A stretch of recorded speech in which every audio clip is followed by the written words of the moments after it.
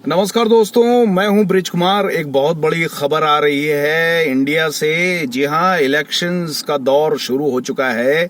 Waste Bengal जो है, पश्चिम बंगाल, वहां पे राजनीति अखाड़ा जो है वो खुल चुका है और सारी पार्टियां अपने अपने दावे ठोक रही हैं। बीजेपी और तृणमूल कांग्रेस के बीच ठनाठनी शुरू हो चुकी है। इसी ठनाठनी, इसी तनातनी के बीच में खबर आई है कि दीदी को लग गई है चोट। जी हाँ, ममता बनर्जी जो हैं, उनके पांव में लगी है चोट और अब वो हो गई हैं हॉस्पिटलाइज्ड। हालांकि इसके पीछे बहुत सारी कहानियां भी निकल के आ रही हैं। राजनीति है तो राजनीति अपने अलग अलग रंग दिखाती है।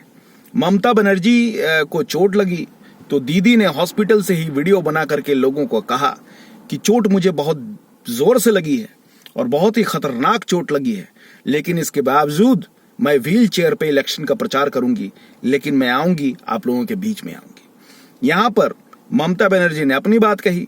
बीजेपी के लोग कहने लगे कि चोट पैर पे नहीं लगी है, चोट मन में लगी है। किसी ने कहा कि काली घाट की माता जो है झूठ बोल रही है। अब आइए सच्चाई पे आते हैं, सच्चाई की थोड़ी परख करते हैं। कहानी यह है कि चोट तो सच में लगी है और डॉक्टरों की रिपोर्ट की भी माने तो चोट अच्छी लगी है। उनके बाएं पांव में आप कह लीजिए कि खतरनाक चोट लगी है और उनको अभी कह लीजिए तो 1 महीने 2 महीने तक उनको वॉक करने में प्रॉब्लम आएगी। लेकिन जो कहानियां निकल के आ रही हैं वो ज्यादा इंटरेस्टिंग है। वो इंटरेस्टिंग इसलिए है कि तृणमूल कांग्रेस के लोग कह रहे हैं और खुद दीदी कह रही है कि मुझ पे हमला हुआ है और इसके पीछे बीजेपी की साजिश है और मेरे चुनावी जो ये पूरा लड़ाई है उसे रोकने के लिए मेरे पांव पे हमला किया गया है।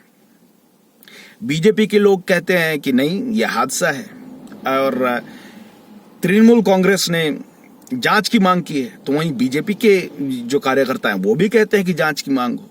प्रत्यक्षदर्शियों का अगर माने, जो ना तो बीजेपी के हैं ना तृणमूल के हैं, उनका अगर माने तो वो कहते हैं कि जब दीदी वहां पहुंची नंदीग्राम और किसी चौक पे जब वो दरवाजा खोलने की कोशिश कर रही थी तो दरवाजा जो है खंबे से टकराया, क्योंकि खंबे के सामने गाड़ी पार्क हो गई। ड्राइवर ने रियलाइज नहीं किया होगा, आगे किया होगा और पीछे के दरवाजे के सामने खंबा था। जब उन्होंने खोला दीदी ने, तो जैसे ही दरवाजा खोला, दरवाजा खंबे पे भट से बढ़ा और वापस आकर के दीदी के पांव पे लगा और दीदी की पांव को ऐसे आहत कर गया कि दीदी हॉस्पिटलाइज्ड हो गई। तो मेरा कहने का मतलब है, देखिए, दुख है इस बात का कि दीदी के पांव को चोट लगा है। इसके लिए हम भगवान से प्रार्थना करेंगे कि जल्द ही उनका पांव ठीक हो जाए।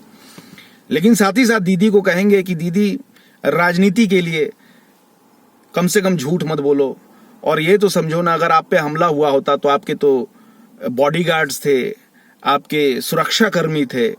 अगर हमला हुआ था तो सुरक्षा कर्मी हाथ में चूड़ियां पहन के तो नहीं बैठे थे, वो भी हमला करते। गोलियां चलती हो सकता है उनके हमले से कुछ लोग घायल हो जाते, लेकिन ऐसा कुछ भी नहीं हुआ और नहीं इस तरह की खबरें आई। तो पता नहीं आपके साथ इस तरह का हमला जिन्होंने भी किया है, क्या आप ही के लोग थे, क्या आपके सुरक्षा कर्मियों ने ही आप पे हमला कर दिया? तो ये एक बहुत बड़ा जांच का और इन्वेस्टिगेशन का मुद्दा है और मैं चाहूंगा कि सच में सच बाहर आए। लेकिन मैं साथ ही साथ नेताओं को ये कहना चाहूंगा, यार चुनाव है, चुनाव में इस तरह के हथकंडे अपनाना बंद कर दो, लोगों को इमोशनल ब्लैकमेल करना बंद कर दो, क्योंकि at the end of the day जो होता है ना, सत्यमेव जयते, जो सच है उसकी जीत होगी। तो दीदी, प्लीज लुक आफ्टर योरसेल्फ। और दीदी के जितने भी हैं कार्यकर्ता लोग, यार झूठी कहानियां फैलाना बंद करो। दीदी की सेहत का ध्यान रखो, दीदी का ख्याल करो और हल्दी चूना का लेप जो है दीदी को लगाओगे तो थोड़ा जल्दी ठीक हो जाएंगी। तो राजनीति करने वाले नेताओं को मैं यही कहूंगा कि सच बोलो और हाथ पांव में चोट लगे तो उसका भी राजनीति खिचड़ी पकाना मत शुरू कर दो, उसके लड्डू मत बांटना शुरू कर दो।